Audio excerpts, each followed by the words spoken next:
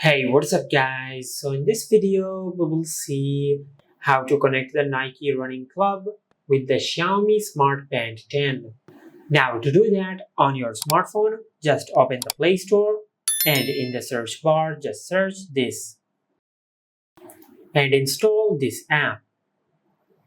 Then tap on Open. Now just tap on Sign In. Now just select Continue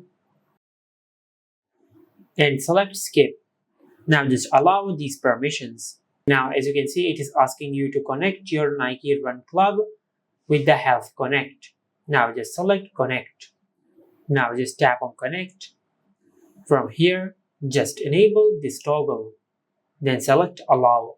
Now as you can see, we have successfully connected our Nike Run Club app with the Health Connect. Now to connect the Nike Run Club with our Mi Band 10, just go to your home screen and open the Mi Fitness app. Now just tap on Profile and go to Third-Party Data. From here, just tap on Health Connect and select Connect. Now just scroll down and enable this toggle and select Allow. And this is how you can connect your Nike Running Club with the Xiaomi Smart Band 10. Make sure to like, comment and subscribe. Thank you for watching.